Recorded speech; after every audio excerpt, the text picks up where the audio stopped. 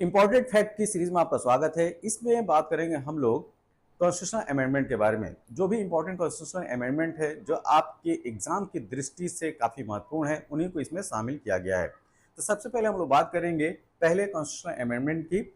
तो 1951 में सबसे पहला संवैधानिक संशोधन होता है और इसकी जो प्रमुख बातें होती हैं वह यह कि इसमें 9वीं अनुसूची जोड़ी गई, जिसमें भूमि सुधार एवं न्यायिक समीक्षा से संबंधित कानून को 9वीं अनुसूची में डाला गया।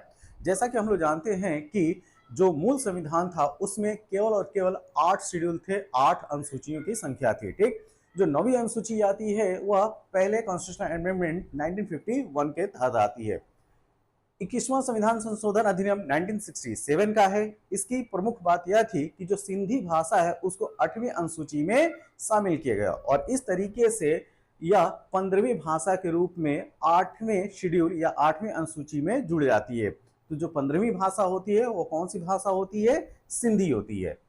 24वां संविधान संशोधन अधिनियम 1971 का है, ये जो कि काफी ज्यादा इंपॉर्टेंट है। इंपॉर्टेंट इसलिए है क्योंकि यह अमेंडमेंट, इस अमेंडमेंट के तहत संसद को यह अधिकार दिया गया कि संविधान के किसी भी भाग, मूल अधिकार में भी, जो फंडामेंटल राइट्स है उसमें भी संशोधन कर सकती है। यह पावर जो है मिलती है कॉन्स्टिट्यूशनल अमेंडमेंट 24 के तहत 1971 में। राष्ट्रपति संविधान संशोधन विधेयक को मंजूरी देने के लिए बाध्य है। मतलब यहाँ पे जो प्रेसिडेंट है वो बाउंड होगा कॉन्स्टिट्यूशनल अमेंडमेंट विधेयक को मंजूरी देने के लिए।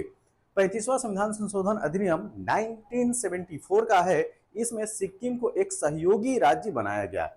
इसके जस्ट एक साल बाद जो 36वां संविधान संशोधन अधिनियम 1975 आता है, उसके तहत सिक्किम को पूर्ण राज्य बनाया गया। और यह प्रश्न जो है कई बार पूछा गया है कि वह कौन सा कॉन्स्टिट्यूशनल अमेंडमेंट है जिसमें सिक्किम को पूर्ण राज्य का दर्जा मिलता है। तो ध्यान रखिएगा 36 नंबर का।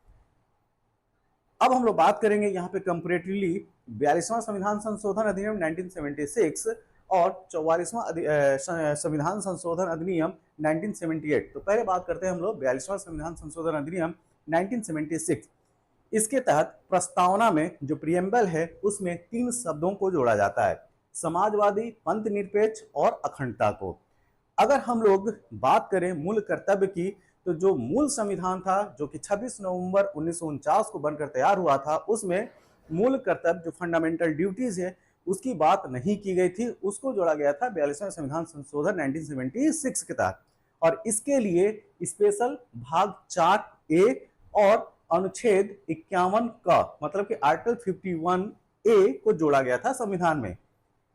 अगर हम लोग इस 42वें संविधान संशोधन अधिनियम 1976 की बात करें तो डीपीएसपी में भी कुछ नए प्रोविजन जोड़े गए, जैसे समान न्याय एवं निःशुल्क विधिक सहायता, जिसके लिए आर्टिकल 39A को जोड़ा गया।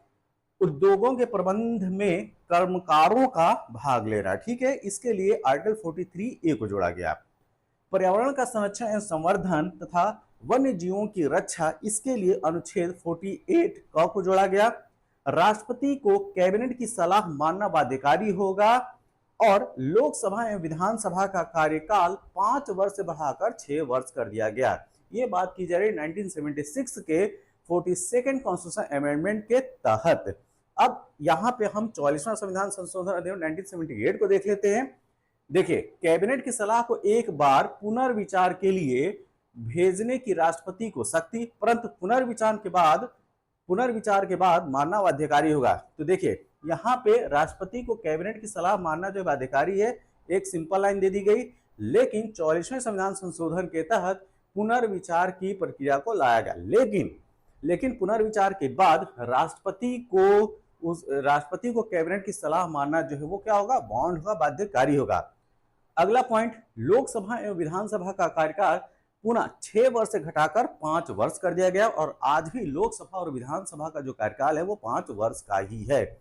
तो इसमें क्या था? तो जो इसमें 5 से बढ़ाकर 6 वर्ष किया गया था, फिर से जो है उसको 6 से घटाकर 5 वर्ष कर दिया गया। राष्ट्रीय आपात के विषय में आंतरिक अशांति शब्द के स्थान पर सशस्त्र विद्रोह शब्द जोड़ा गया। जो इंटरनल डिस्टर्बेंस है उसको हटा दिया गया, इसकी जगह पे आर्म रिबेल्ड शब्द को जोड़ा गया। क्या? सशस्त्र विद्रोह शब्द को। राष्ट्रपति कैबिनेट की लिखित सलाह पर ही आपातकाल घोषित कर सकता है, ठीक है। तो रिटन अगर सलाह है कैबिनेट की तरफ से तभी जो है आपातकाल घोषित करेगा प्रेसिडेंट। संपत्ति के अधिकार को मूल अधिकारों की सूची से हटाकर अनुच्छेद आर्टिकल 300 का या 300A को जोड़ा गया और यह एक विधिक अधिकार बन जाता है। जैसा कि हम लोग जानते हैं कि जो हमारा मूल संविधान है उसके तहत जो संपत्ति का अधिकार है, राइट टू प्रॉपर्टी था, वह एक मूल अधिकार के अंतर्गत था, लेकिन 44वें संविधान संशोधन के तहत इसको एक लीगल राइट में कन्वर्ट कर दिया जाता है और इसको एक स्पेशल आर्टिकल जो 300A है उसके तहत इसको रखा जाता है। अब हम लोग बात करेंगे 52वां संविधान संशोधन अधिनियम 1985 के बारे में। इस संविधान संशोधन के तहत 10वीं अनुसूची के रूप में दल बदल विरोधी कानून जोड़ा गया।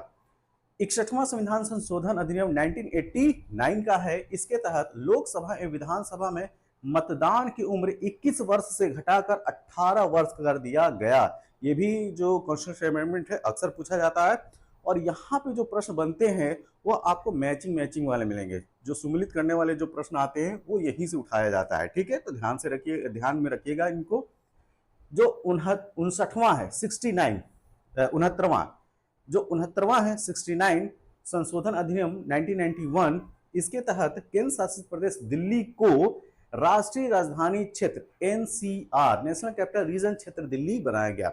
जो 17वां संविधान संशोधन अधिनियम 1992 है, इसके तहत दिल्ली पुडुचेरी विधानसभा के निर्वाचित, ध्यान रखिएगा, निर्वाचित सदस्यों को राष्ट्रपति चुनाव में मतदान का अधिकार दिया गया।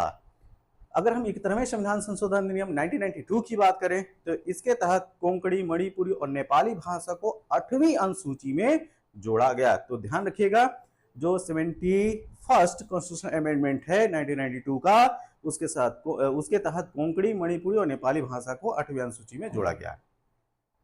नेक्स्ट 97th कॉन्स्टिट्यूशनल अमेंडमेंट 2011 की बात करते हैं। इसके तहत सहकारी समितियों को संवैधानिक दर्जा प्रदान किया गया। 99th कॉन्स्टिट्यूशनल अमेंडमेंट 2014 का है। इसके तहत उच्चतम न्यायालय, उच्च न्यायालय में न्यायाधीशों की नियुक्ति के लिए कोलेजियम प्रणाली के स्थान पर राष्ट्रीय न्यायिक नियुक्ति आयोग, नेशनल जुडिशियल अपॉइंटमेंट कमीशन की व्यवस्था की गई, लेकिन उसके एक साल बाद मतलब कि वर्ष 2015 में सुप्रीम कोर्ट ने इसे असंवैधानिक ठहराते हुए रद्द कर दिया। ठीक, तो आज की डेट में एनजेएसी का कॉन्सेप्ट खत्म है। जो संविधान संशोधन अधिनियम 2015 का है, इसके तहत भारत और बांग्लादेश के बीच भूभाग के हस्तांतरण की बात कही गई थी। 101वां संविधान संशोधन अधिनियम 2016 का है, जिसके तहत विभिन्न अप्रत्यक्ष करों के स्थान पर एक देश एक कर प्रणाली की संकल्पना के तहत जीएसटी को लाया गया। तो जीएसटी की बात जो है 101वां संविधान संशोधन अधिनियम 2016 के तहत किया गया, गुड्स एंड सर्विस टैक्स की बात, और ये भी क्या, एक इनडायरेक्ट अप्रत्यक्ष कर है। अगर हम लोग 102वां संविधान संशोधन अधिनियम की बात करें तो 2018 का है और इसके तहत राष्ट्रीय पिछड़ा वर्ग को संवैधानिक दर्जा प्रदान किया गया। तो आज की डेट में जो राष्ट्रीय पिछड़ा वर्ग है एक संवैधानिक संस्था है, कॉन्स्टिट्यूशनल बॉडी है, ध्यान रखिएगा। 103वां संविधान संशोधन 2019, इसके तहत आर्थिक रूप से कमजोर वर्ग ईडब्ल्यूएस के लिए नौकरियों में और शैक्षणिक संस्थानों में 10% के आरक्षण का प्रावधान लाया गया।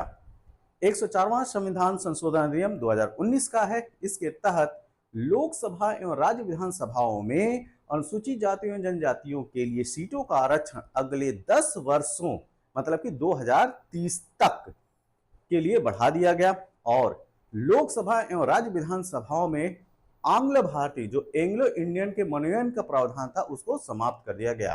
तो आज की डेट में जो राज्य विधानसभाएं हैं और लोकसभा, उसमें एंग्लो इंडियन का जो प्रतिनिधित्व होगा, जो मनोनयन की प्रक्रिया के द्वारा जो आते थे, वो जो है वो हटा दिया गया है। ठीक, तो उनकी सीट जो है वो खत्म कर दी गई है एंग्लो इंडियंस की।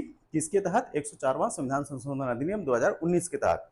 105वां संविधान संशोधन अधिनियम 2021 की अगर हम लोग बात करें तो इसके तहत राज्यों को सामाजिक एवं शैक्षणिक रूप से पिछड़े वर्ग एसईबीसी मतलब कि सोशली इकोनॉमिक बैकवर्ड क्लासेस की पहचान करने एवं सूची बनाने का अधिकार पुनः दिया गया, जो कि 102 जो संविधान संशोधन अधिनियम था 2018 उसमें यह राज्य को अधिकार नहीं दिया गया था, लेकिन 105वां संविधान संशोधन अधिनियम 2021 क्या कर रहा है? राज्यों को, ध्यान रखिएगा, राज्यों को सामाजिक एवं शैक्षणिक रूप से पिछड़े वर्ग, सोशल इकोनॉमिक बैकवर्ड क्लासेस की पहचान करने एवं सूची बनाने का अधिकार फिर से दे दिया और राज्यों से यह अधिकार 102वां संविधान संशोधन द्वारा छीन लिया गया था। इसी के साथ जो इंपॉर्टेंट कॉन्स्टिट्यूशनल अमेंडमेंट थे उस पर आधारित वीडियो जो है कंप्लीट हुआ। यह वीडियो आपको कैसा लगा, जैसा भी लगा हो आप अपने सुझाव जो है कमेंट बॉक्स में जरूर दें और ऐसे इंटरेस्टिंग फैक्ट वाले वीडियो के लिए हमारे चैनल को लाइक करें, शेयर करें और चैनल को सब्सक्राइब करें। तब तक के लिए थैंक यू, धन्यवाद।